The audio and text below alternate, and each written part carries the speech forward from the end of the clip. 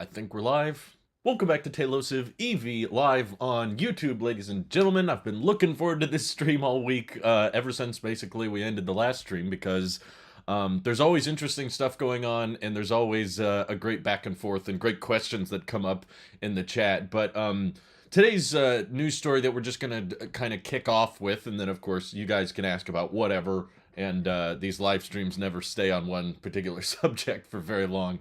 So it's okay if we stray from this as per usual.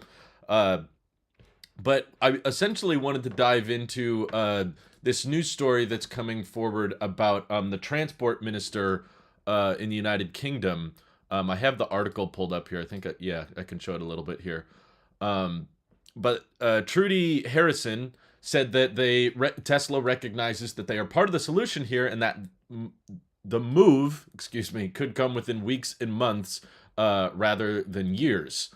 And this was in referring to the charging network. And of course, Tesla has a crazy amount of superchargers across the world, including the United Kingdom.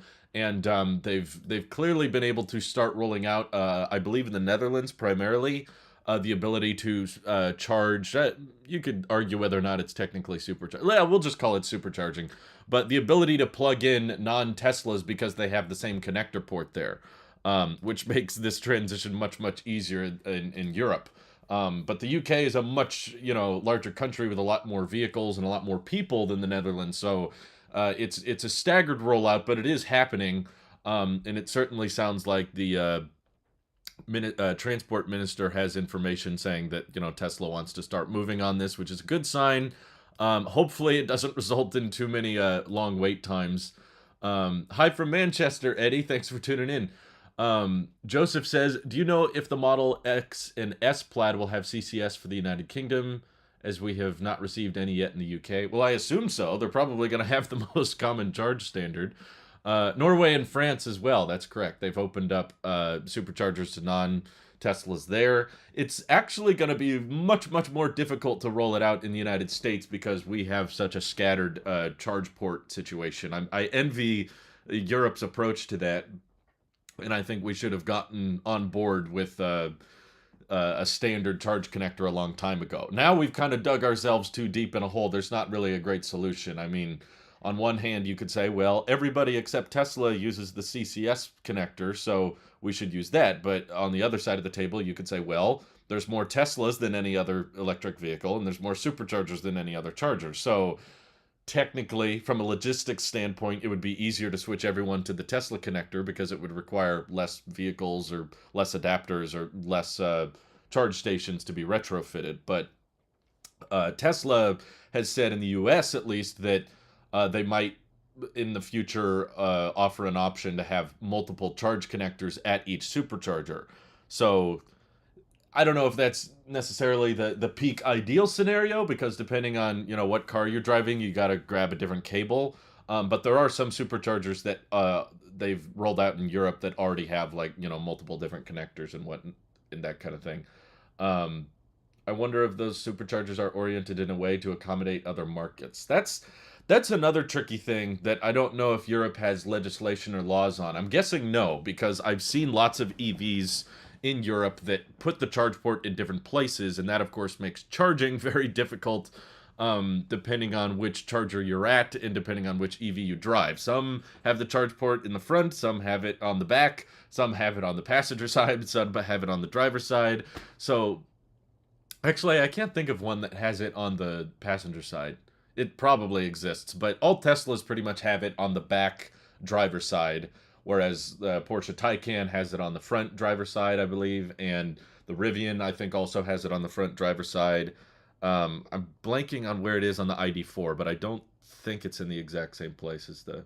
I know the Nissan Leaf has it in the very front. It's not even in a corner. Abdullah says, hello from South Wales. We could do with more superchargers here. I'm pretty sure we can agree we could do with more superchargers everywhere, if at all possible. But knowing that Tesla wants to play nice and make it easier for all the non-Teslas, which are a lot more common in Europe, it's a far more competitive EV market there, which is a good thing, by the way. I'm pumped for Giga Berlin coming online, and it appears they have delivered Model Ys to various countries in Europe already. So I'm hoping they talk specifically about how many vehicles from Giga Berlin have been delivered on the next earnings call, because the fact that they've already... Let me pull up the store here. Well, this isn't a different country, but Mannheim in Germany has received a decent batch. I'll pull up this tweet here. A decent batch of performance Model Ys rolling off the truck, and these were all built at the new factory, which is kind of cool. People are saying all the Model Ys are black so far, but yeah, I'm sure that's how Giga Berlin is ramping up their performance models first. They just kind of do colors at a time. 3% of people who can drive has a Tesla in Norway. Whoa, that's an impressive metric. That's a lot of Teslas. Well, it probably says a lot about how few people actually live there. But yeah, that's a mandate on charge port location that's going to be... It's part of one of those things where once you start mass producing EVs at scale and you start delivering of them, it's kind of almost too late, right? Because if you passed a law that suddenly said all EVs need to put the charge port wherever, you're going to force a lot of factories to either shut down or completely re-engineer their vehicle and their internal wiring and that kind of stuff. So it's not the back right. Okay, Ioniq 5 has it on the back right. We didn't charge the Ioniq 5 when we checked it out, but I guess, yeah, I remember looking at the charge port. It's in a different place every time, which means that at certain chargers, particularly with superchargers, which are, trying to align themselves in a way that you can charge as many vehicles as possible.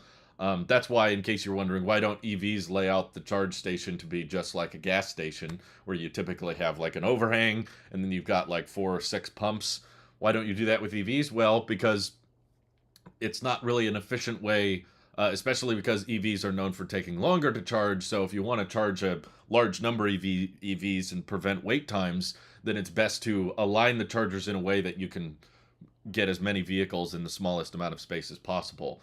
Gas stations typically don't worry about that kind of thing because it doesn't take too long to fill up your gas car. Although maybe they should. I don't think it's an easy way to lay out pumps because, they're moving something a bit more physical than electricity, and they have to pull all of that gasoline in from under the ground. I'm not sure how nice Tesla is trying to be. I think Tesla expects European countries requiring them to share, and Tesla is trying to get ahead of it and dictate the terms. Well, if that were true, I don't think they would brag about it as much. In previous calls, I remember on the first earnings call they had in Giga Texas, they intentionally said our goal is not to create a walled garden, and they fired shots at Apple about that. They were like, we're not trying to be a walled garden, Apple, and we hope to open up superchargers to non-Teslas, and they were not specifically referring to Europe. You can question your motivations all you want. I just think it's mostly speculative. It's not really backed by any kind of proof. Well, they don't actually care. It's like, well, what are you going off of? I don't know. They probably just don't care, I think. Why are they doing all this? Why open it up to as many countries as they can and try to install more superchargers and intentionally design new superchargers to try to accommodate for non-Teslas? Oh, they're just trying to avoid you. Okay. We'll never know for sure, but I don't think that's what it is.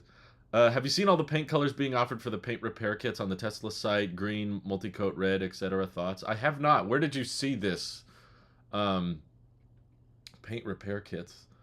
I haven't seen Tesla offer a green option in a long time, but I did see they had a crimson red Model Y that was sitting at Giga Berlin, but it wasn't unveiled. It had a cover on it, and people were kind of looking at the paint underneath the cover. Here it is. Someone had kind of a close-up shot. So this is the closest look at crimson red I guess you're gonna get, unfortunately. Why don't they put the charging port under the back of the car like the Magic Mouse says? Yeah, so now you know how the Apple car is gonna work. Before I forget, I just wanted to thank all of our executive and enhanced members of the Tesla Fund on Patreon. We're getting close. Hopefully I'll have another Tesla Fund update for you on April 21st. That might be the last one, potentially. But Joshua Vinnick, Martin Turner, Wojciech Kaminski, Planet Tex, Dr. Mark Troy, dentist in the Woodland area, Bennett Williams, Dylan Zimmer, Jacob Halbach, Joshua Levitsky, everybody, thank you for your support. Of course, there's other members as well that you see in the outros of the videos, but it seriously helps out a ton. So I'm very excited to take delivery of ours, hopefully in not too long. But appreciate everyone just watching as well. That helps out a ton. Do we have any idea if in Holland they have put in charging adapters near the superchargers? That I don't know specifically. I would assume that that's the eventual goal, is that from what Tesla has talked about, that they have no interest in having an exclusive charge network. They've talked about it countless times, and I have not seen evidence that they want superchargers to just be for Teslas. Like on several occasions, they've said long term they do believe in the future that when you drive an EV, it doesn't matter if it's a Tesla or a non-Tesla, you'll be able to stop at whatever charger is nearby and charge, because that's the closest thing we have with gas cars. You don't have to go, if you drive a Ford, you don't have to go to a Ford gas station. If you drive a Hyundai, you don't have to go to a Hyundai gas station. Tesla's not going to open superchargers. Yeah, what does that minister know? What is the transport minister, Trudy Harrison, saying? He doesn't know anything. Yeah, well, they've already opened it up in several countries, and people have done it. It's in the thumbnail of this video. So the idea that they might continue to roll that out in more countries, I think, is not that far a stretch. Hopefully we see those new colors unobstructed soon. Wonder if Mercury Silver will look like Rivian's LA Silver. Rivian Stories is a great channel that I'd recommend to people, especially if you're a big fan of Rivian, but they talk and go into all the details. They finally saw some up-close look at the Rivian Limestone color, which I think looks so much infinitely better than LA Silver. Let me pull it up here so you guys know what I'm talking about. Although I do think Rivian probably has too many colors, and that's not going to help their profitability in the long run. But just speaking from a product category point of view, kind of looks like this. It's kind of like a concrete gray, if you've seen that sort of thing. People are comparing limestone to launch green right here. Yeah, where did those pictures go? There's, maybe it's this one? Yeah, I think it's just like a slightly darker shade, but it might be a little bit less reflective overall. I don't know. I just thought it looked way better than LA Silver. Metallic green. Let's see. What is your estimates as to when the 279-mile Model Y variant will be available to order? So I have this theory. Excuse me. I think I'm catching a cold, but I don't care. I want to talk to you guys. I think I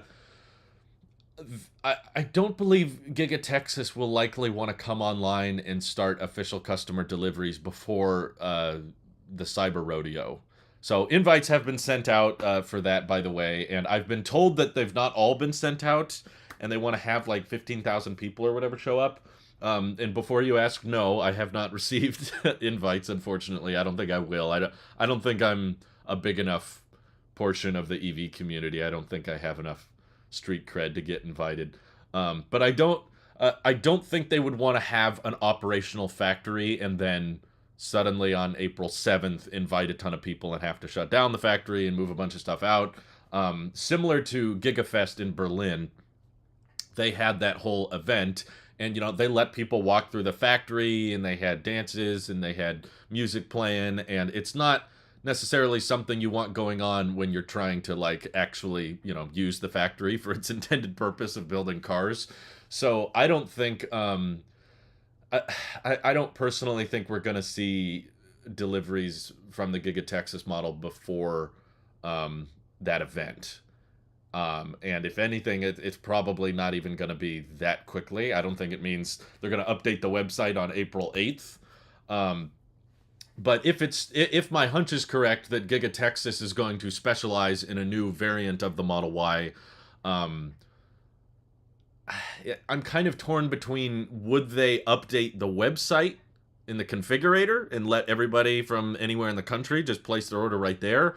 Or are they going to do what they did with the kind of quiet launch of the LFP Model 3, when they did that, they didn't update the configurator right away. What they did was they loaded the existing inventory with new vehicles. So they're not used, but you can't find them in the configurator. You just go into existing inventory and you see what's available. And what they do in that kind of situation is they're made to order. Well, not to order, but they're listed with specifications based on, like, this is what we have in our inventory, and that's what you're gonna get. You can't say, like, I would like a white one with 20-inch wheels and, you know, a white interior. Give me that one. Instead, there's just a list of already made Model Ys that already have their color picked out and their interior picked out. And oftentimes with existing inventory, they already have full self-driving included, so they get to jack the price up a little bit and get away with it. I think they will do something like that, potentially, because Tesla is not going to be able to ramp up Giga Texas at high volume right away. And I think they're pre-specified. Thank you, Mike. That's what the word I was looking for. I think that they know there's so much pent-up demand for this factory. I know that there's probably a lot of Tesla customers out there that don't care at all and don't follow the EV news, and they don't even know Giga Texas is a thing. But there's enough people in the EV community that are aware of this factory and are hyped about Battery Day in the 4680 cells, and they're excited for anything that comes out of Texas. So they're like, let me know how to order a Giga Texas model. And as soon as that one is available, there's going to be a huge amount of interest in that model instantly, regardless of how bad a deal it is. So that's why my theory is they're intentionally going to try to make it not that good a deal, because they don't want a massive number of cancellations out of the Fremont factory. They want people with those Model Y orders to feel like they're getting a good car. And of course, with the price hikes, there's a lot of people that have locked in previous pricing. So they're like, well, I'm getting a 330 mile range Model Y and I'm getting it for $57,000, $58,000, which you can't get for new. And now Tesla's trying to sell me a $60,000 Model Y with less range. No thanks. I'm not interested in that, because you don't want a bunch of logistics nightmares of everyone backing out on the Fremont orders. So I think it's possible Tesla's not going to do anything with the Model Y configurator or even with the existing inventory until after the Cyber Rodeo, because I think big events, especially this one, which they've gotten approval for, but they've, I believe, said they're going to have some crazy amount of people. I think it was like 15,000 people or something. And they're going to be serving alcohol and all the permits and regulations required to having a big event like that. I don't know if you can simultaneously be like telling employees and everyone to come to work and you know, let's start building cars, but then everyone stop building cars for the event and then we'll start again. It's like, I don't think they're going to do that. So, I guess April 7th isn't that far away, though, at the end of the day. It sounds, for a while, it sounded like we've had a way to go. So I'm thinking maybe after the event, I would say it would probably be good to do it right before an earnings call or around an earnings call, I would think, because that's when you can talk more about what you announced and what your plan is. And typically earnings calls are held near the at least after the first quarter. They're held near the end of April. So by then, you know, the Cyber Rodeo has happened. The factory probably will have EPA approval by then. So yeah, it's I think end of April they'll probably do something. But Dominic says, I have an order for a Model Y long-range 7-seater and was just wondering. Now, the other question is what that standard range is going to be available as a 7-seater. I think eventually, yes. When they had a standard range Model Y back in 2021? Just for like a month, there was a $42,000 Model Y, and they let you configure that with a 7-seater. I don't know if that many deliveries have happened. I recall there being stories of people that ordered a 7-seater standard range, and then Tesla stopped making it and said, sorry, you got to buy a different car. But I don't think there's any fundamental reason for them to not offer a 7-seater option. It might cut into the range just a little bit, but I want to see Cybertrucks on the road in public, like here in Utah on trails. I want to see. I don't care where they are. I would love to see Cybertrucks in the city. I would love to see them out and about. I would love to see people camping with them. It just almost feels like the Cybertruck's been renounced. You know, it feels like there's so little we know about it now, and they've gotten rid of so much information on the website, and prices have changed for all of Tesla's vehicles, and the lineups have changed so drastically, and Tesla's configurators have updated so much. Like there's so much I feel like we don't know about the Cybertruck that it's. And I talked about this in a previous video, but I just want to reiterate, I'm not super confident on production starting next year. I hate to break it to you. But the reasons for Tesla delaying the Cybertruck don't really go away in 2023. The main reason that they decided not to build the Cybertruck this year is because there's so much pent-up demand for the Model Y. The Model Y requires fewer cells. Hope I'm getting that right.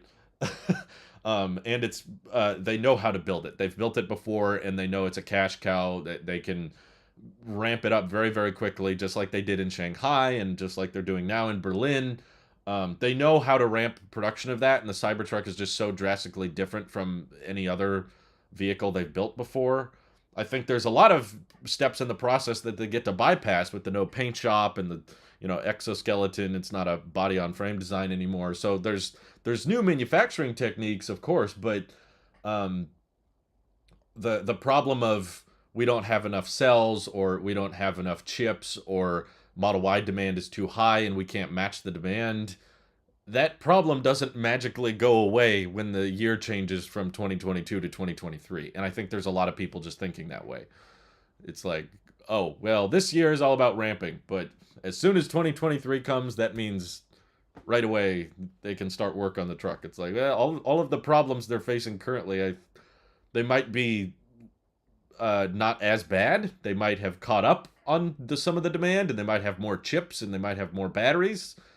But I don't know. I'm looking at the Model Y configurator right now, and if you want to spend $63,000 on your Model Y, and that's your max budget, and you ordered one right now, their estimated delivery timeline is between January and April of next year. And I hope Giga Texas ramps, and I hope they're able to build a huge number of vehicles and kind of offset some of this demand, but those are for long-range vehicles. And I don't think Giga Texas is starting with long-range vehicles, regardless of if it's 4680 or LFP. They're starting with probably vehicles that they're hoping don't sell at as high a volume as Fremont does, at least at first. Hopefully later in the year they can ramp up and start offering some more longer range options. But is all of this pent-up demand and all of this backlog suddenly just going to be solved to the point where, okay, we have extra cells, or we have extra chips, or we can designate more time just for Cybertruck? I don't think so. I honestly, I'm not convinced it's happening next year, which makes it even harder to get excited for. Samuel says, my new Model Y had a low tire pressure warning yesterday, but all the tires were fine. Does this happen often? Well, Mike's had a lot of tire pressure warnings, but they were legit, unfortunately. So I can't say. I've heard that that's a common problem, but maybe the tire pressure sensors. Hey, center stage, come back. Maybe the tire pressure sensors are not quite as accurate as they should be. My in-laws got an old Model S 7-seater, seats in the back. Forgot that was a thing. It was a 7-seater EV for under $30,000. Wow, that's a good deal.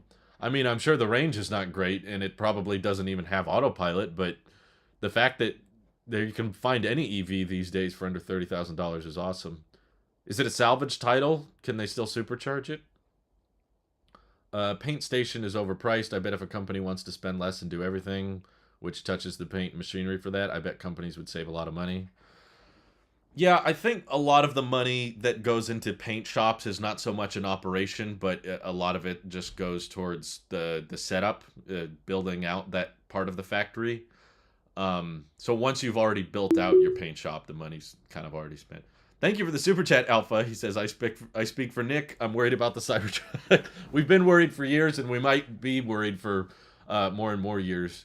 Um, it's just like, I think what really has bugged me about it was Elon himself saying, if we introduce new models, we would deliver less cars. And I'm like, I think that's going to continue to be the situation for a while. It's going to be an amazing vehicle. I'm not saying it'll never happen. I'm just saying the situation Tesla has found themselves in, where demand is off the charts, and it's quite literally like pouring gas on the fire. Yes. Oh, thank you for the super chat, HVAC. He says, I think you're right on the Cybertruck, but I will wait as long as I have to. Oh yeah, I'm sure it'll be worth the wait. Like, I think the Cybertruck will blow all other EV pickup trucks out of the water. And I do believe once Tesla is building them, they will build them faster than everybody else. But I'm just not convinced that that's necessarily going to be soon, because it's like pouring gas on the fire that already demand for Teslas was growing at this astounding rate, and the delivery timelines were getting worse and worse. And then the gas prices shot up, and that's just pointing a bunch more people towards getting an EV that weren't previously. And the demand was already crazy. So as long as there's this tremendously long backlog and Tesla can't keep up with demand, there's very little motivation for them to introduce the Cybertruck. So other than just, I guess, wanting to preserve their brand recognition of just like, well, we don't want people to think we're going to keep delaying it, and there's other popular EV pickup trucks on the market, so we want to have our option so that we still are looked at as a major player. Maybe that's... It's not likely, though, because if that were true, Tesla probably would have released the Plaid Plus Model S. I feel like they intentionally announced the Plaid Plus because they wanted to preserve that they had the best range on the market and they had the best, acceleration. And Lucid Air was saying, hey, we're going to make a 517 mile range EV. So just like a few days later, Tesla announced, we're going to make a 520 mile range EV. And then they got rid of that because they were like, well, we could flex our range muscles all day, but it's not actually helping us accelerate the transition to sustainable energy. So I think they've got just this extreme amount of focus at Tesla, that they have this just complete desire to stay true to their mission and have every single question before each action be about, is this helping us accelerate the transition or not? And sometimes that means doing a lot of the boring things, which is not introducing new models or not changing designs very much or simplifying manufacturing further, which can result in more boring designs or more boring models that don't really look that different and are lacking more standard features that you're used to seeing on other EVs or other cars. And it's impressive. I think that's honestly what the automotive market needs, because Lucid, Rivian, all these other EV companies, and Ford and VW, even the legacy guys, have this desire to make, really, really compelling EV options that a ton of people are interested in. And they want to have a good suite of features, and they want people to look at their EV as, it's the best, and it's got the most capable features and all that. But at the end of the day, we need a company out there that's willing to put aside that itch to make, like, well, let's make a pickup, let's make a van, let's make a this and that, and put aside things like the Roadster, despite there being so much demand for it and so much hype for it, and just say, is this actually helping accelerate the transition? And if the answer is no, then they're not going to do it, even if it makes them look bad, even if it's bad on their reputation, even if it's annoying, because there's a ton of people out there like us that are pumped to see the Cybertruck, and we're waiting patiently, and we're like, I don't want a Lightning, I don't want a Rivian, I don't want any of that, I'm in love with the Cybertruck and I want that. And Tesla probably knows they're ticking people off, and it's going to make people sad to find out, oh, that's not an option or it's not available. But they know at the end of the day, this is what they have to do, because frankly, that's the bigger problem in the world, is not that our cars are not cool enough or have features that are impressive enough, but it's It's that we don't build enough of them. Um, let's see. Would you ever have a render artist work on any of your channels? I mostly do Apple concepts, art, and I've done my fair share of Tesla renders. They are high quality. I would be willing to work for. Well, I appreciate that, but I don't do that many concepts or renders, I guess, on my channels anyway. Um, but yeah, I've hired people to do my graphic design before. Not so much concept work, but don't buy a Leaf, save up for a Model 3, or wait a couple of years and try to find a used Model 3 or rent it out when you aren't using it. Anything to avoid a Leaf. Wow. I've heard nicer things about Leafs in recent history, especially people saying lease Leafs, but yeah, because they are cheap. If you're just going for overall cheap, they're pretty obtainable. Variety Entertainment says Leaf was decently fine when it came out, but it's way dated now. I love my Nissan gas car, but when I switch to an EV, I don't want to be buying a Nissan. Okay, fair enough. Um, it's probably fits the description better of a town car. It's like it drives you to town and get some groceries and come back, but road tripping is not necessarily a common thing for a lot of cars, but people typically want to buy a car that works 100% of the time for them. They don't want to buy a car that works 90% of the time, because then they're going to be stuck wondering what to do that other 10% and wondering why they spent so much money on something that's not going to cover all their needs. So I think that's the primary reason pickup trucks and SUVs in the United States sell so well. It's not because people are necessarily always loading something or towing something or filling their car with cargo. It's because it's that last 10 or 5% of the time that it's really, really nice to have that extra stuff. So they want a car that's going to work in all circumstances, not just most circumstances. Because yes, it is still ultimately true that most cars are driven, most people drive on average around 30 miles a day, and a Nissan Leaf has enough range for that. And most cars these days are driving one, maybe two people. Occasionally you'll get three or four, but that's not the majority. So yes, you can find a lot of fairly cheap EVs that don't go that far and that will probably cover a lot of use cases, which is a good thing. Um, what are your thoughts on Tesla losing 40% capacity in 2 years? I have not seen that anywhere. Um, I'd have to read more into that story, but I feel like something's being missed there, because there are tons of reviews I've watched and people I've communicated with that like a family relative of mine has had a 2015 Model S, and he drives it a ton, and he does not get anywhere close to 40% range loss. He gets like maybe 10%. But there is a lot. I do absolutely see a lot of false information out there about EVs. That's why I wanted to do a whole video just breaking down the myths, because there's been. I just read this morning on Reddit. There was a guy that had just pushed his 2012 Model S to 900,000 kilometers, 950,000 kilometers, and he still drives it every day. I don't know how many battery replacements he's got, but I don't think that many. The other 10% is handled by gas engine in case of PHEVs like Jeep Wrangler. What's funny is that the hybrids are more likely to catch on fire, which I find funny. The Nissan Leaf is the Prius of EVs. It's the car everyone loves to hate. Yeah, that's a pretty accurate description, I guess. It's like, yeah, it's there, but no one really loves it. People always compromise with a Leaf. No one's like just desiring, oh man, no one's dream car is a Leaf. It's always just like, well, I wish I could afford this, but I can't, so I'm getting a Leaf. It's everyone's big compromise. Dominic says, who will have the second best EV company? Granted, not all new EV startups will make it. It's not guaranteed. Tesla was on the brink during ramping of the Model 3. No, that's true. It's important to remember that we try not to use that term best objectively, because people have different descriptions of best depending on who you talk to.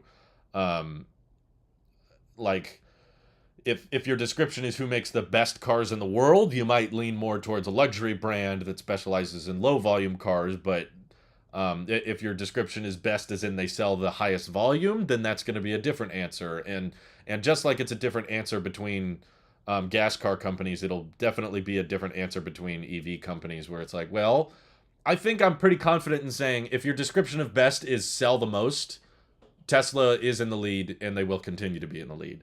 Um, which honestly, I think Tesla's the type of company that is comfortable not selling the car that gets the highest ratings, not selling the car that gets number one in customer satisfaction, although they are right now. But long term, I don't think they're going to mind if they're not number one in customer satisfaction, if they're not number one in customer service or quality control. Tesla's like, the world needs a the world really needs a McDonald's of EVs, because even if every car that was sold today was instantly electric, it would still take over 20 years before the global fleet had transitioned. And, with global warming and CO2 emissions getting worse and worse and worse, Tesla understands and acknowledges this type of transition needs to be accelerated. That's what their whole mission statement is about, is let's speed this up. It's not about let's do it really, really well. Let's make sure that everyone who goes from a gas car to an EV has a luxury premium experience that's great with customer satisfaction. It's like, no, you literally need a brand out there that is just going to pump these things out like no tomorrow. And you would assume the brand that's trying to pump out the most would have the lowest prices. But that's what's funny, is that Tesla has, by some miracle, ended up making vehicles that are so desirable that even though they're more expensive than the Bolt or the Leaf or the competition, they're still in higher demand because everyone just wants the Tesla. It's not just I want an EV, it's I want a Tesla because of the software and the autonomy, and they've created a very desirable product, regardless of the price of it, regardless of whether or not it has all the features people are looking for or hits the range numbers people want. They've created a super desirable product, and when it comes to who makes the best, it may be a depending definition of like, okay, someone easily out there I could see, someone easily could say like the Rivian is my favorite EV. And for me, this is the best electric vehicle because it's really practical and I love the interior and I love the exterior and I love, the off-roading capability and the acceleration capability. It's like, does that mean Rivian is the best EV company? It's like, well, no, they found a very passionate chunk of the market that really loves the product they've made. But the answer is going to change. So that's the only thing I just want to be clear on when we say who will have the second best EV company, is like, best is not an objective definition. It can change a lot depending on the person, depending on how you look at brands, who's going to be the most profitable, who's going to sell at the highest volume. I don't think there is anybody, honestly, that's going to surpass Tesla in EV sales. But let's say, for example, somehow another company did. Maybe it'll probably be a Chinese brand like NIO or XPeng or whoever is able to develop and mass produce EVs. Somehow they do it faster than Tesla does. But they're losing a ton of money on each vehicle. So maybe Tesla's more profitable, but the company selling at higher volume is not making as much money, and they're relying more on subsidies and bailouts and that kind of thing. So best is an ever-changing definition. I personally think just because legacy automakers are going to, some better than others, will reuse their old assembly lines and reuse their manufacturing expertise for certain aspects of the vehicle, I think the second best will be a legacy auto. I don't believe it's going to be an EV startup like Canoo or Aptera or Rivian or Lucid, because all these companies are just so early relatively in their history, and they've never mass-produced any vehicle before. At least Ford and VW have mass-produced complex objects. No, I'm not trying to say that all the expertise from combustion engine ramping can be transferred into EV ramping, but there is still a lot of recycled infrastructure and experience and bailouts that those companies can rely on. And I do think companies like Ford and VW are going in the right direction, and probably they will always be able to ramp faster than the EV startups will. I don't see a future where Rivian is able to outproduce Ford. Ford is already building, thousands and thousands of Mustangs that are all electric, or I should say Mach-E's, right? They're not Mustangs. But now they're putting this huge emphasis and investing huge money in battery production so that they can ramp the Lightning, and they're targeting like 180,000 Lightnings a year, ideally. I do think Ford will always build more EVs than Rivian, because Ford is going to continue trying to ramp electric vehicles, and Rivian is still struggling to figure out how to ramp EVs. So even though the R1T was delivered first, it's important to keep in mind they've only delivered like a couple thousand Rivians, whereas when F-150 Lightnings start delivering, it will probably come at higher volume. So EV competition is between BYD and Tesla. Well, I guess if we're talking the global market, it might make more sense to include the Chinese brands. Um,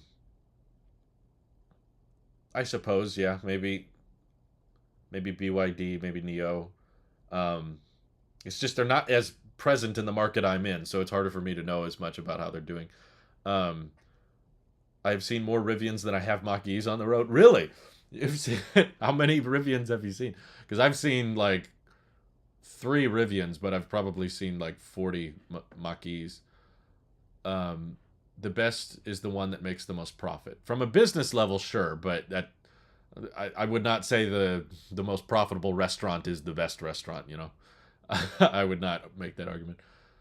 You can get some really crappy food from a very very profitable business. 40% is you are part of the standard deviation. That's, I don't know. I don't think I would consider that standard. Um, let's see. They said it's due to cold weather, but refused to fix because of the mileage requirement. But on the website, it states that should be charged after 30% degradation.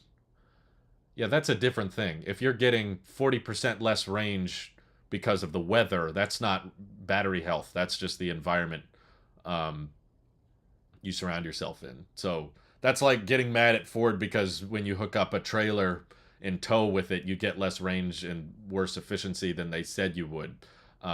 That's why it's called an EPA estimate, not an EPA guarantee. Um, I don't think if you will lose substantial amount of range in the cold with EVs and gas cars, for the record. The only reason you just don't notice it as much with gas cars is because typically the range is far higher. So EVs inherently just typically have less range. So when there's cold weather or headwinds or crosswinds that lower your efficiency, or you start towing, you notice that range loss a lot more because you're starting with less in the first place. So it's not 40%. It's not what Tesla is covering in their battery warranty thing. That's talking about what your battery health is at a full charge. And if that dips below 70% or whatever within a certain number of years, they will service it under warranty. Just because you're getting less range in the cold, that doesn't mean your battery is deteriorated. That's just the environment you're in. Just like when you go uphill, you will consume more energy. If you go uphill for 200 miles, you're gonna run out of range a lot quicker than you would on a flat road or downhill and that kind of thing. Gosh darn, my gas car range went down when I sat at a stop sign for 10 minutes. I was lied to. Mike says it's about a 10-to-1 ratio. I see Mach-E's to R1Ts on the road. I would say for me it's probably closer to like 20, but there's a lot of Rivians where Mike is, and there's not too many where I live. But I'm seeing more and more Mach-E's. HVAC says for my Model Y, I really don't see any range loss so far. If there is, it's very minimal. I charge it right and take care of the battery, keep it within 20 and 80% and above 50% most of the time. That's what I think is expected. Most people would do that. Did you see that report of the 4 million mile battery that's done 15,000 cycles? No, I did not. But is it in an EV or is it in a lab? I'm not super surprised if someone can get that many cycles on a lab battery, but I think it's a bit different to have something in the real world that's in constantly changing temperatures and being used frequently. That's interesting.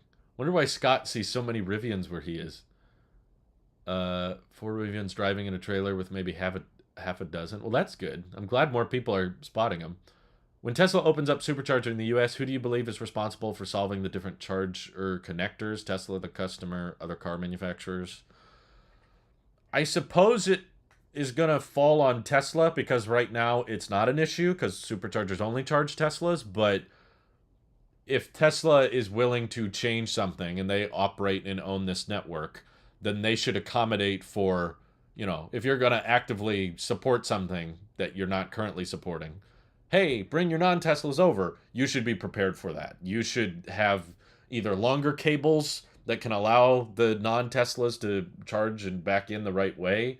Hopefully, people don't abuse that. Um, I don't think it should be on other. Well, it probably won't fall on the responsibility of other car makers. Let's say that way, because most non-Tesla EV companies don't like acknowledging Tesla, and I don't think they would rather. I don't think they will ever advertise their EV charging at a supercharger, because that's like directly comparing themselves to Tesla. And if you got more eyes on Tesla, you might start being aware of, better efficiency, better charging, better range, and that kind of thing. So they probably don't want to drag a lot of attention to the superchargers themselves. Um, so I would think Tesla's gonna have to come up with some ways of maybe making cords that can be extended and plugged in, so that you can reach the front of a Rivian or you can reach the front of a Taycan if one is there. Because I know with the current cables they won't work. They're going to have to park in the space next to the charger they're actually occupying, which means less EVs overall can charge, which would be bad.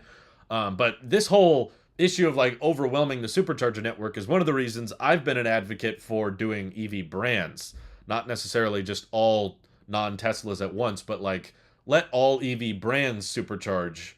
That way they don't clog them up too quickly, because if you just said Rivian can supercharge and Lucid can supercharge and Aptera can, then they're not building that many vehicles. They're not going to overwhelm the charger network. Whereas if you open it up and say, okay, all ID4s, all Mach-E's, all Nissan Leafs or Chevy Bolts can now supercharge, there's a lot of those on the road, and they're all going to flock to superchargers pretty quickly, I think. Thank you. Thanks, HVAC. I appreciate it. Let's see. Texans love their trucks. That's very true. When Cybertruck comes out, that's going to be basically every car on the road here, and it's going to be my worst nightmare. Mile battery lives in a lab that a battery expert who's working with Tesla has been monitoring. Pretty amazing. I guess I just have more questions, because it's like real world usage of batteries is quite a bit different. Also, what honestly should matter a lot more than just the temperature differences is how quickly can you build that battery, because that's what's the fundamental limiting factor with EVs right now, is not like how much range you can get out of it or how long the battery even really lasts. It's like how many can you build. And I don't really think the range loss or the battery degradation in current EVs is that bad, at least with Teslas, especially as they're moving more and more to lithium iron phosphate, which has a 4,000 cycle life in a lot of testing before it dips below like 80% or so. Most of the studies I've seen are clocking iron-based batteries at like twice the cycle life of nickel-based batteries. So I don't think it's a huge issue. What matters more is like how quickly can you build that battery. It'd be really great. It's kind of like the solid-state batteries that Toyota and Porsche has been talking about. It's like, yeah, it's interesting, the concept that you could build a battery with higher energy density and you could charge it again very, very quickly. So you just plug in for 5 minutes and then you have a full charge. How many of those can you make, though, and how much does it cost to make them? I think that's where Tesla's focus is, and that makes more sense. Everything else is just kind of cool science experiments, which is fine, but I don't think necessarily game-changing until they figure out a way to mass produce it. Already, most studies are saying that they could lithium iron phosphate batteries will probably reach 1 million miles, depending on the range of the vehicle. But if you think a lot of the testing is saying LFP batteries can go around 4,000 cycles before they dip below 80%, and your range of my car, for instance, will be 272 miles. So you times that by 4,000, you get over 1 million, actually. So I don't even have to reach the 4 million cycles to get my car to 1 million miles, and the battery health would still be over 80%, which is pretty standard. Yeah, I'm glad. I'm very glad Sandy Monroe is happy with the Rivian. I'm excited to watch his reviews of it. I'm glad he didn't want to tear it down right away. But it's always fun seeing Sandy get excited about EVs, and I do think the Rivian is really solid. Kyle from Out of Spec Motoring has also done fantastic job covering the R1T. I've been watching all his videos on it. Um, so they've really nailed their first product. It's like they've got no complaints there as far as just the functionality, the practicality, the powertrain, the acceleration, and the suspension, and even the software. People have really great things to say about. Um, that's all great. What I'm worried about with Rivian is all the behind the scenes stuff. It's the pricing, it's how much it costs them to build, it's how quickly they can ramp those vehicles. That's where more of my concern is, because I do agree with what whoever said earlier, but not all EV startups will survive. It's not likely. Not everybody's going to make it through this. So I'm glad that Rivian has a fairly large cash pile. They have a decent number of billions of dollars that they're sitting on, and they're definitely burning through a lot of cash right now, and they seem to be okay. But I'm hoping that they're able to turn profitability before they run out of cash, which should be in a couple of years. Um, yes, I've seen the Doug DeMero YTPs. They're glorious. With the new software 3.0, it's looking pretty good. That's solid. I don't know much about the. I don't know what you guys are talking about. Seen several ID4s in East Tennessee recently, but other than that, tons and tons of Teslas. Haven't seen anything else. Yeah, it's no surprise that there's more Teslas on the road than pretty much any other EV. So you're gonna see a lot more of those. What's probably most interesting. Oh gosh, why does OBS want to update right now? I'm literally live streaming, and it's like, would you like an update? No, thank you. Um, what's kind of interesting is seeing how high volume the Model 3 and Y are already selling before the new factories are, well, before the new factory comes online. Giga Berlin is online now. But we've never really seen vehicles of this price point and of this similar design at this volume across the entire market. When you think about like the Model Y is selling at high volume in China, it's selling at high volume in the US, and now it's going to be even higher volume in Europe. There's not really other vehicles. This is why it's not that crazy of a thing for Elon to say the Model Y is going to become the best-selling vehicle by revenue in 2022 and best-selling vehicle by volume in 2023. It's because there's going to be 4 factories across the planet all building the same model, really. There's tiny variations between them, but for the most part, it's all the Model Y. And there is not other $50,000-$60,000 cars selling by the million like this.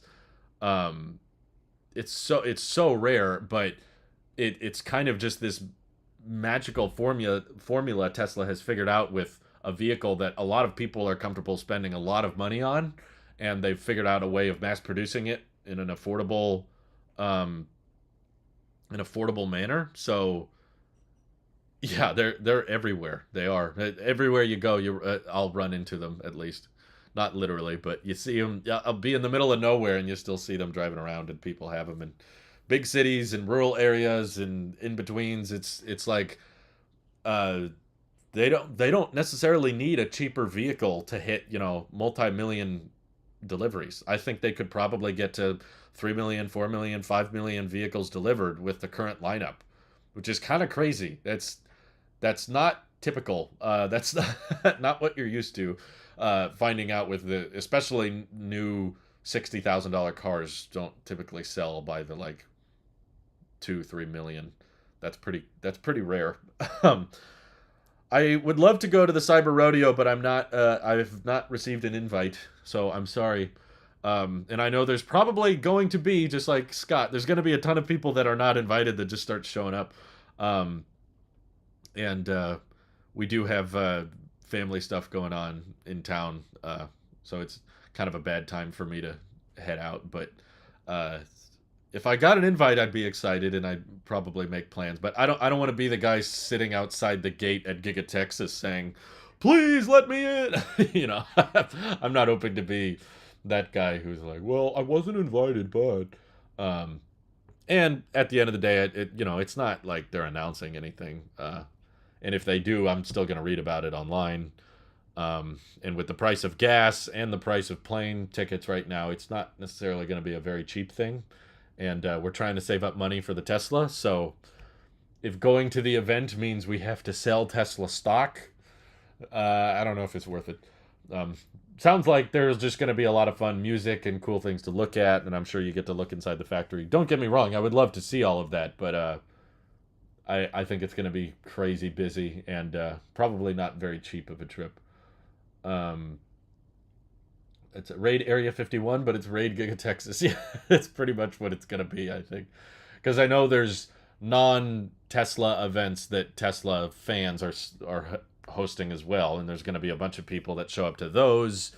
Um, it's just I'm not really a huge event guy. I'll be honest. I don't really go to concerts or big unveilings or announcements. I tend to be like, well, most of the interesting stuff I'll be able to find out online anyway. That's just more my style.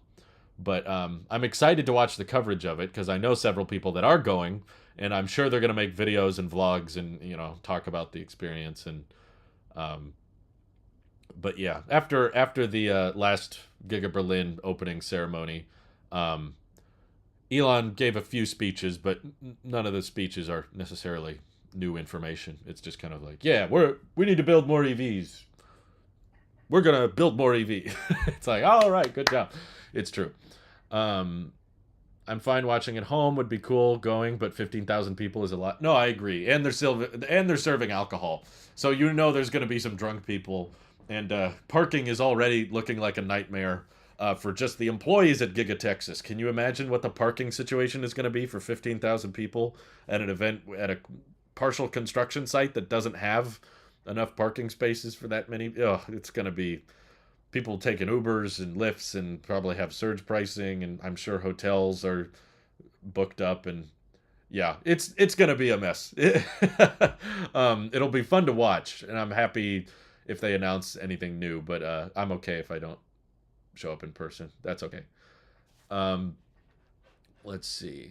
Yeah, I'm glad Monroe's happy with the Rivian. I want him to not tear it apart, but I kind of want him to tear it apart just to see what he thinks of the internal engineering.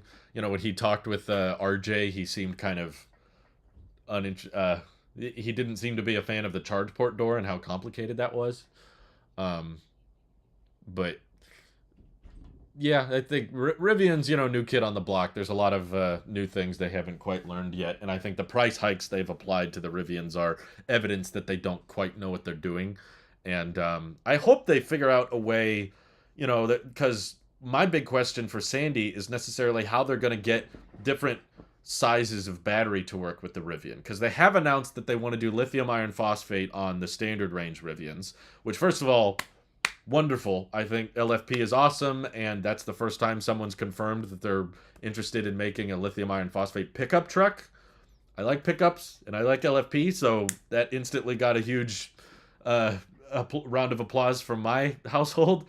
But of course, lithium iron phosphate is less energy dense, so you typically have heavier batteries that take up more space, and I'm just curious how exactly they can fit I believe the leaked Rivian specification said that in order to hit the standard range numbers of 260 miles of range, they still need a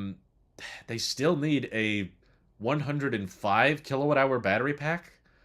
Like the LFP battery packs they're putting in Model 3s and Ys are like 65 kilowatt hours.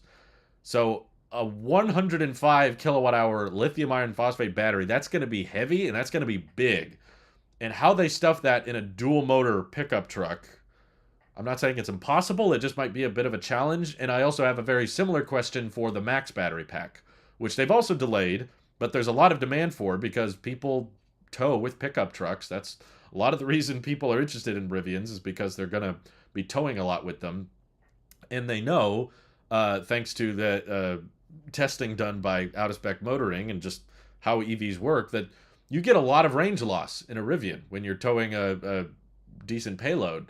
And that's why they want the max pack with the 400 miles of range, because they know that's going to turn into sub 200 miles very quickly. How are they going to stuff within the same dimensions that they've built a 135 kilowatt hour battery pack?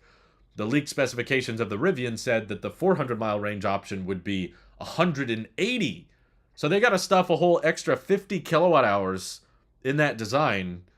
Are they going to sacrifice the space for the spare tire? Are they going to lower the size of the entire frunk? Where do those batteries go? Because, if Sandy Monroe does a teardown, maybe he could have a theory of like, oh yeah, they could stuff some extra cells in here or in here.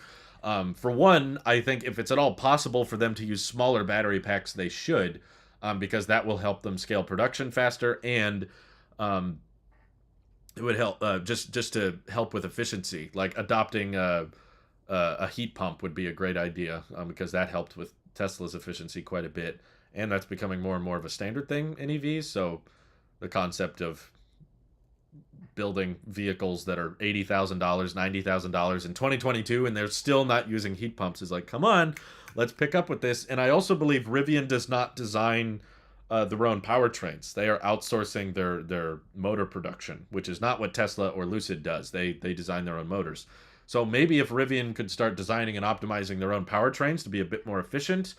I also think that as cool as a quad motor powertrain is, they probably should.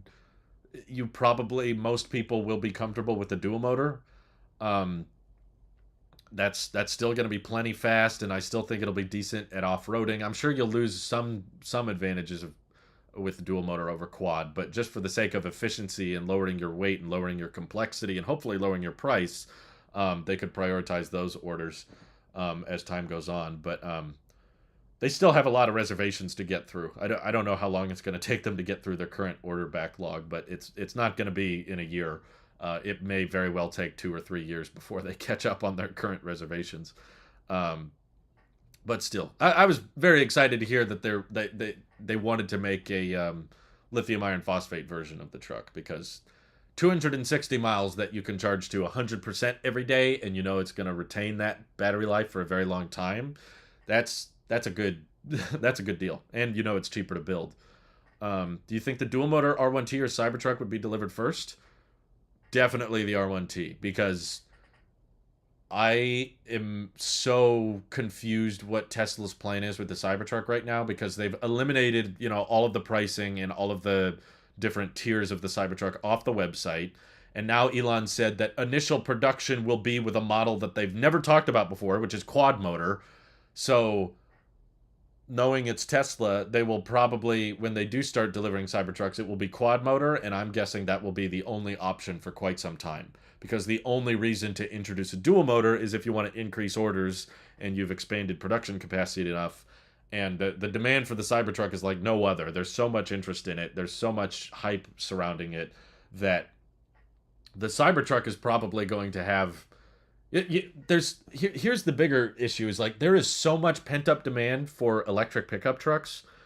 I thought the Hummer was pretty stupid, right? Like over 200 kilowatt hour battery pack, and also like who likes Hummers and EVs? It's like one is about efficiency and one is about literally the opposite of that. And GM disclosed that they have over 65,000 reservations for that vehicle. And already it was not like a huge number of people were like, I'm going to spend $100,000 on a Hummer. It's like, no, there was not, like, for one, the bed is not that big, and it's very inefficient in regards to how much energy it consumes. It's extremely heavy, and it's not affordable, and they're not really trying to pitch it as an everyday work truck or a everyday man's truck. It's meant to be like a kind of high-end off-roading toy for the rich. That's kind of how they've pitched it and how they've priced it. And they still have over 65,000 people that are like, yeah, I want one. I'll take one.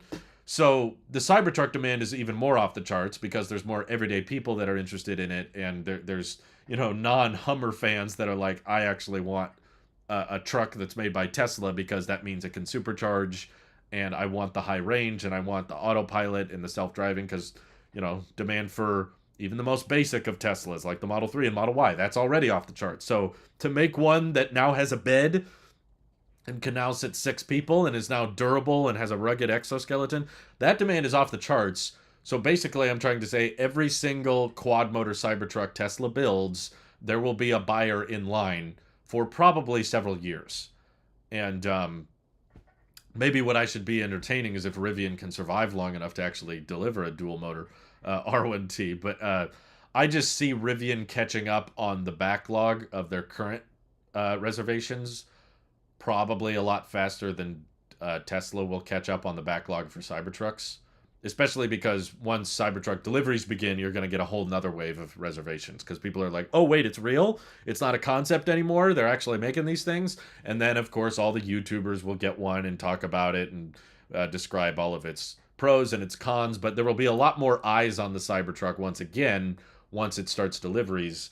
And then there'll be another wave of demand after that. So I think Tesla's probably just going to make quad motor Cybertrucks for several years. And if there is a slump in demand in the future, then they'll start offering a dual motor option. But no, I agree. It's the dual motor Rivian is not a terrible option if you're willing to wait a little bit.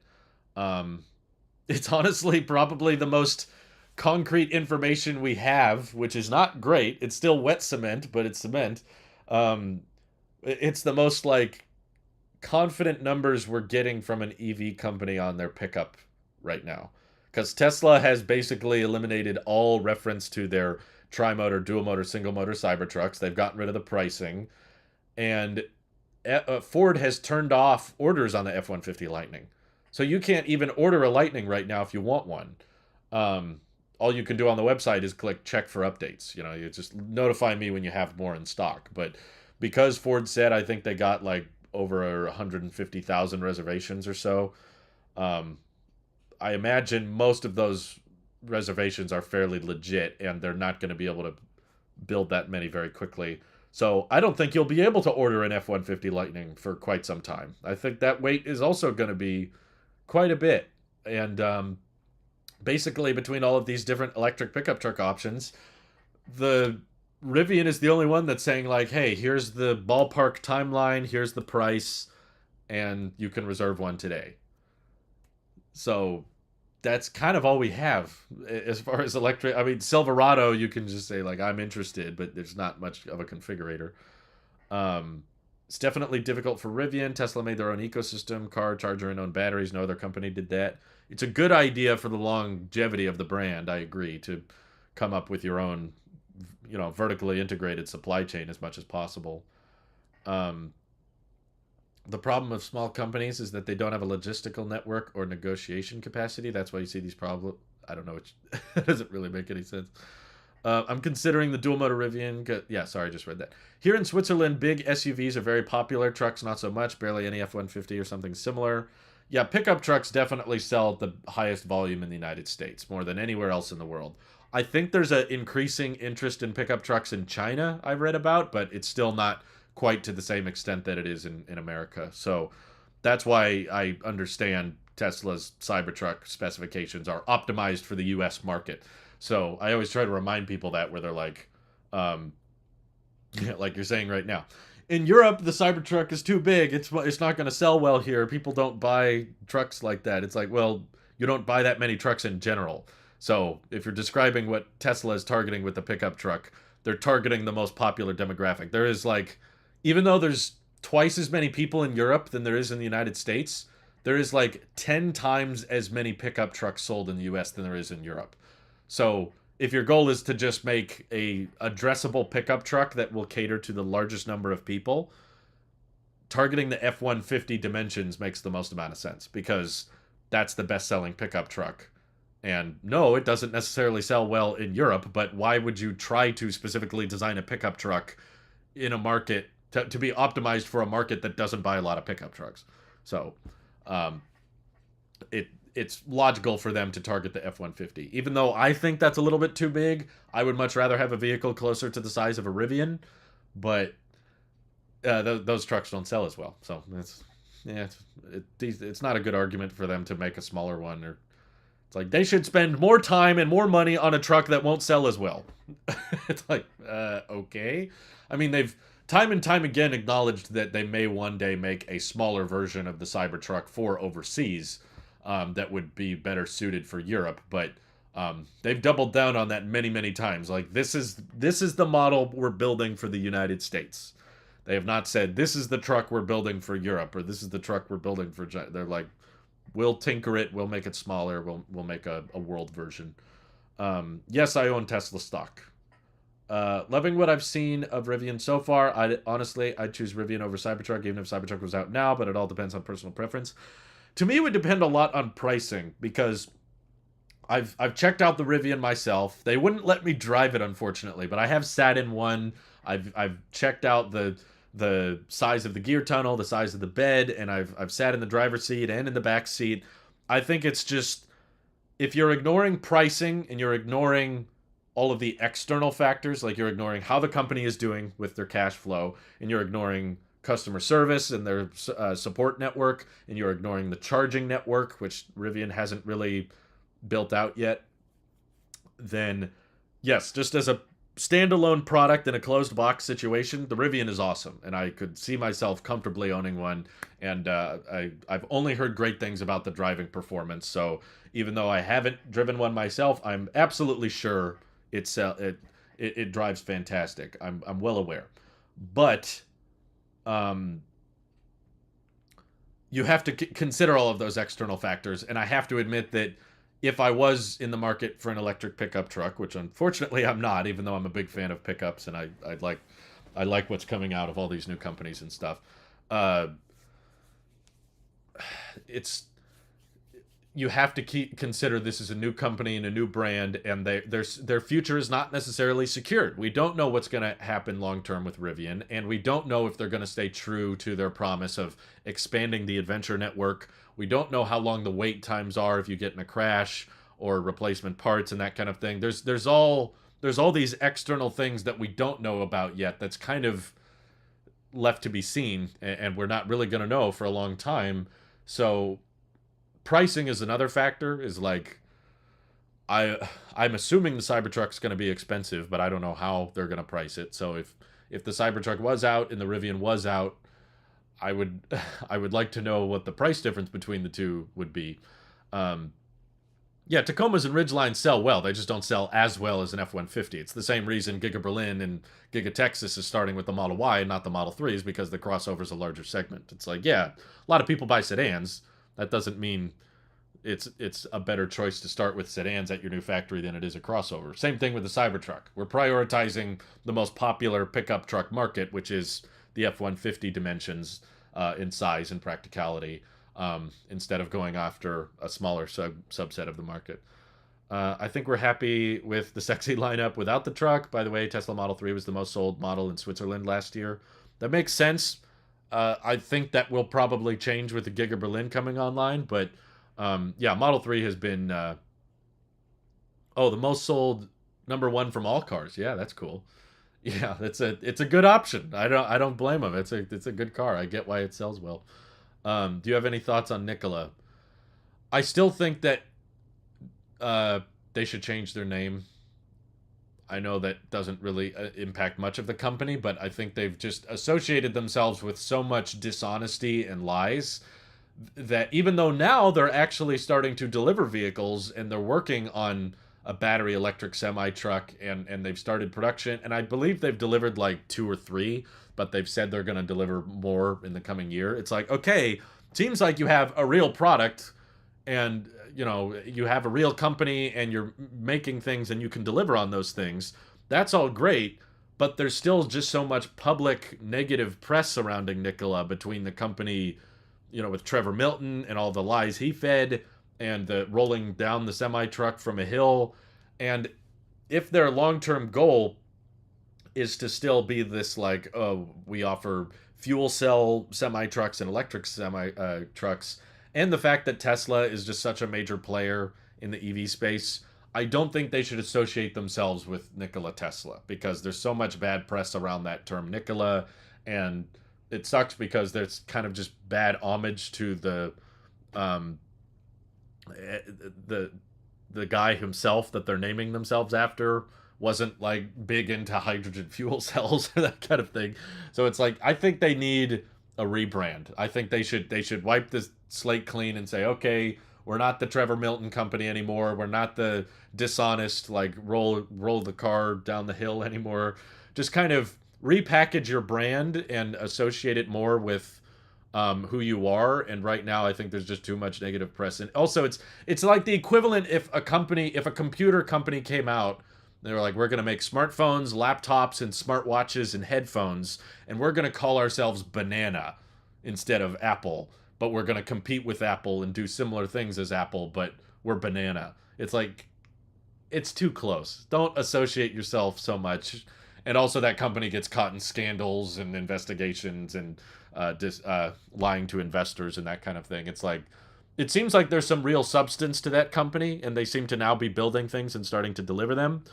But there's still just so much bad rep with the Nikola name that I'm like, they should move away from that if at all possible. They're very early, so when you're doing double digit in deliveries, yeah, that's not exactly high volume. It's like, how much does it cost to build those things? You know, is this slightly higher volume than prototype production? Um, you love your banana phone. Nikola should merge with Lordstown for no reason whatsoever. Okay, it's not a terrible idea. They've both had Hindenburg research reports dropped on them. So just put both of those companies that have bad press together, and they'll have super duper bad press. Sounds good. There's not enough money in the world to get me to buy anything from Nikola ever. Well, don't worry. All they're doing so far is semi trucks, so I don't think you're in the market for that. But yeah, it's just such a bumpy way to start out your company. It's like even if you do eventually start mass producing products and start delivering them, it's like a lot to kick off with from the beginning, just to be like, let's let's move on from our previous founder and CEO that lied to people and lied during interviews and got investigated by the Department of Justice and associated the term Nikola with Tesla intentionally to try to get people to buy into the stock. It's like, I would not want to be associated with that if I was an engineer or if I worked at Nikola. I would like, such a terrible way to kick off your company's origin. So I would want to rebrand and kind of start fresh as much as possible. I don't know who to call Ghostbuster. I don't know what to call them. Find some guy that like invented the hydrogen fuel cell or something. Name it after him. Don't name it after Nikola. Lordstown is just a company with a disappointing product. I didn't think the Endurance was that bad a pickup truck. It just seems like they're struggling to get their factory operational and retain profitability. Tesla is a unit that measures magnetic fields. I'm sure Mike knows that, but well, that's cool. A semi-truck will be my future house and vehicle. Sounds like a great idea, but even if I was a company like Pepsi, I wouldn't want to do business with them ever again. No, I agree. It's like I don't want to be associated with that brand after what they were known for. Even after YouTubers got their hands on the Rivian out of spec, do you think bankruptcy is likely? I don't know if I'll say likely. I'm not like a financial expert. I haven't done a deep dive into all their numbers. I have a rough idea that they have around 10 or 12 billion dollars in cash, and they're burning around $1.5 billion per quarter, which means that if they don't start raking in some serious numbers with their vehicles, which they're not right now because it costs a ton of money to build them, and relative to how much it costs to build to what they're selling, they're probably at a loss of like 900% per truck. It probably costs them like $1 million to build each truck right now. And unless they figure out a way to ramp production of their vehicles and start raking in some serious profit, they're going to run out of money within 3 or 4 years. So I won't. I don't know if I'll say likely. There's part of my brain that says that they're going to be like a self-fulfilling prophecy of like, well, first of all, I think the stock is still way overvalued for what it is. There's people pricing in success, assuming that the company's going to do well, but they don't know that for sure, and that's why the market cap is so high. But a bunch of people will buy into the stock, and because the stock market is just supply and demand, it's going to raise the price of the market cap, and therefore, if Rivian's in trouble, they can liquidate the stock and pull cash out of what the investors have put in, and use that to stay afloat, and use that to deliver more vehicles or ramp production higher.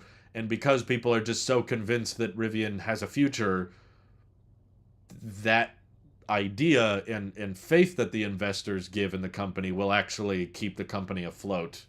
So if people didn't all buy into the stock, bankruptcy is probably a lot more likely. But because there's so many people buying into it, and like you said, YouTubers have taken delivery of it, and there's now a lot of customer stories, and there's people that are not employees that are using the trucks and saying good things about them. So people see that in the media, and they're like, well, okay, Rivian seems to be a real company. They've delivered products, and people seem to like their products, so I'm going to buy the stock. And they don't really think about, okay, why is the valuation substantially higher than Ford, even though there's a ton of lost revenue and they're nowhere close to being profitable. People don't think that logically with most stocks. They invest based on emotion, and they invest based on just public perception. It's like, everyone seems to like the Rivian, I guess I'll buy Rivian. When their cash in hand finishes in 3 to 4 years, they probably would be selling a lot of EVs after ramp up. Right, but how much money is it going to cost them to ramp up? Because we're seeing them blow over $1 billion per quarter, and they're producing a few hundred vehicles. So if you're starting to build tens of thousands of vehicles, how much money is that going to cost you? Especially when each one of those vehicles requires a over 100 kilowatt hour battery pack. That's a lot of batteries. Batteries aren't cheap. And Rivian's vehicles are just inherently more complicated than a Model 3 or a Model Y. They have more parts, they have more components, they have more complexity, they have more paint options, they have more interior options. Yeah, Rivian profit margin is negative 4,500%. Yeah, it's not great. So I do think that if people keep buying into the stock, that will probably keep the company afloat. But the stock has also not performed incredibly well in the grand scheme of things. I mean, yesterday it went up like 17%, but it's still like half of what it was a few months ago. Let me look here. At its peak, it was at... Oh, wait, this is today. Hold on. 6 months ago. Oh, my God, yeah. On November 16th, Rivian was $172 a share. Now Rivian is $53 a share. So it's actually less than a third of what it used to be. And if there's more bad earnings calls where they report more losses, or they increase more prices, or they delay vehicle deliveries and they keep missing their goals, if we were hoping to deliver this many, they've already cut their delivery estimates. If they continue cutting delivery estimates, that's a bad look. More and more people might catch on. Oh, maybe this company is not as successful as I think. Maybe it won't perform that well. So they sell, stock gets worse. Rivian has less capital to pull from. So I won't say it's impossible for them to go bankrupt. I will say that about Tesla. I'm like, Tesla has so much money in the bank and they're so profitable right now. It's nothing's impossible, but it's incredibly, incredibly unlikely that Tesla is going to run out of money at this point with how they're ramping vehicles and how they beat delivery estimates, whereas everybody else cuts delivery estimates, and their vehicles are only getting higher and higher gross margins. It's like, I don't think Tesla's in trouble anymore. I think they've reached the point where they're like too big to fail. Even if they treat us like garbage, even if they cancel the Cybertruck, cancel the Roadster, cancel the Semi, just build these 4 models they've been building, even then, they will probably still be a cash cow. Rivian, it's like kind of up in the air, because keep in mind, Rivian's blowing over $1 billion a quarter, and they haven't built out their service centers yet. They've built a couple, but not enough to scale with the number of vehicles they want to deliver. They have not scaled up with their charging network. They want to roll out more of the adventure network, and they haven't. I don't even think they've installed one yet. So there's more cost of operations that increase as you expand your customer base. It's not like their cost of operations are just going to stay exactly the same as they ramp up vehicle deliveries. Yeah, RCA says sold some shares of Tesla to buy Rivian, but saw what was happening and sold it to go back to Tesla. I hope you got Tesla in at a lower price, possibly, but Rivian is doing what short sellers hoped for Tesla. Kinda, yeah. I mean, it's kind of almost the opposite, right? When Tesla delivers a vehicle to customers, usually there's a lot of, I mean, there's hype and excitement, but a lot of the time there's a lot of complaints. This vehicle's not as good as this vehicle. It's not as got as many features as this car, or the range isn't what I like, or it's kind of expensive. The price isn't what I like. But then once you look at the financials, you realize, oh, wow, Tesla did better than the Wall Street expected. With Rivian, it's like, oh, I love this truck. Everyone's so happy with the product, and they love the color, and they love the features, and they love the capability. But then you look at the financials, and it's like, ooh, they're not doing too good. So you can argue which one should matter more. Making a product that people enjoy, that should be the key experience. Or you should say securing the company's future and ensuring that they can stay afloat. That's more important. But ultimately, if your company doesn't stay afloat, you can't make products that people enjoy. So I would say that's a pretty big importance, which is why that's my biggest concern with Rivian, is that they won't stay afloat because they're gonna keep burning through cash. Um, let's see. You have to find Rivian's strongest point, not the flaws, but the strongest point, and relate that to the stock price. I don't know what that does, but their strongest point is they're a pickup truck, but that doesn't mean anything. Who does Mike work for? Well, I'll let him answer that. He might not want to answer. It's personal info. Let's see. Remember when everyone was freaking out about the yoke? Hands down, one of the features that people overreacted to and most owners seem to love. I noticed that. I was also like, it felt like a Apple situation, where like Apple does something controversial and everyone hates it, and then everyone's used to it in a year. That's how I felt about the yoke. When it came out, I thought, wow, that looks cool. I haven't tried it yet because Tesla won't let me test drive a Model S and X. They're not doing test drives with the Model S and X, unfortunately. But yeah, I saw it and I thought it looked really impressive. But there were all these people saying, "Oh, you can't do a yoke. People have tried the yoke before. It sucks. No one likes yokes. Oh, that's terrible. It's illegal. They can't do that. That's not allowed." And there were a bunch of people just saying it was flat out illegal, and they had no idea that Tesla actually can deliver those. And a bunch of people saying, oh, that's going to be terrible, especially when you're turning. And I remember watching YouTube channels say, yoke is a bad idea. I hope they go back on that and offer a steering wheel option. Those same YouTubers that complained then got the car, used the yoke, and ended up saying, I prefer it. I won't even go back to a steering wheel if it was offered. I was like, can we at least acknowledge some don't dock it till you try it kind of approach with some of these things? It's possible that Tesla may have tried out some of this stuff and decided it was worth it. Tesla's startup phase was during a time when no one was fighting for batteries and materials. Now Rivian and Lucid are in the pool with other automakers for resources. It's true, and the other thing I want to bring up is that Tesla really only was ramping one vehicle at a time. And, they built the Roadster for a little while and then they stopped. Because they were like, okay, we need to focus on the Model S. So they stopped building the Roadster, just focused on the Model S. Then once they ramped that up, they just worked on the Model X. And it took a while. They were late on that. They were super delayed. And then once they started ramping the Model X, then they started working on ramping the Model 3. So it's just one project at a time. And at every stage of the process, Tesla did their best to simplify, mainstream, and kind of like reduce complexity. Same thing with the Model Y. They reduced complexity even further and tried to simplify manufacturing. Rivian is trying to ramp 3 vehicles at the same time, and they're all pretty different from each other. Like, there's different wheelbases, and there's totally different dimensions and totally different interiors that go into the R1S versus the R1T, and they're trying to do the delivery van, all of which require fairly large battery packs, which are not cheap. And like you said, they're all going to be competing with the raw materials that are being mined that Tesla's looking for, that other EV brands are looking for. So yeah, it's just because Tesla burned through cash at one point, that doesn't mean, well, just because Rivian's burning through cash, that means they're just like Tesla and they will succeed just like Tesla did. It's like, they're handling the situation much more differently than Tesla did. I don't know how Rivian is making any money by selling an EV with a 135 kilowatt hour battery and 4 motors for $80,000. It is a crazy value.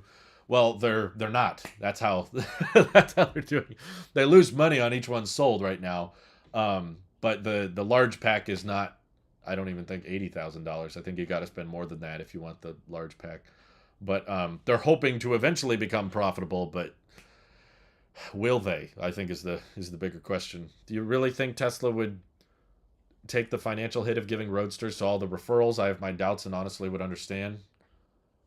It's honestly, in the grand scheme of things, it's not that much money. It's like, okay, the roadster, just talk about what it costs to build. Don't talk about what they charge for it, because the roadster's a high priced, low volume vehicle. So if you're buying a roadster, I'm sure they charge much more than it costs to build. But if you're giving it away, you're just losing that cost of manufacturing and the cost of building the roadster.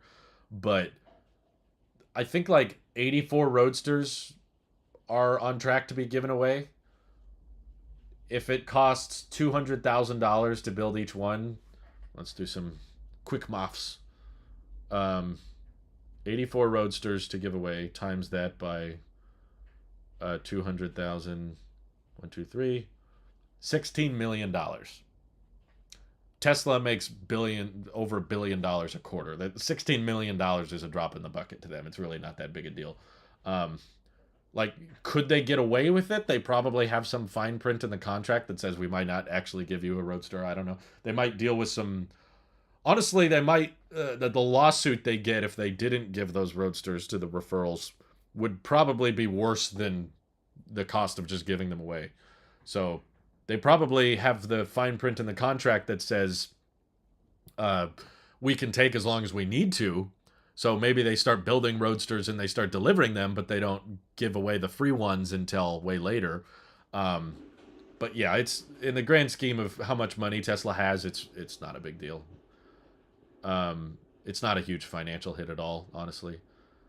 Related to the title of your stream, many supercharger stations are empty on less used routes, and it makes sense to open up to drive revenue. This would work in some parts of the U.S.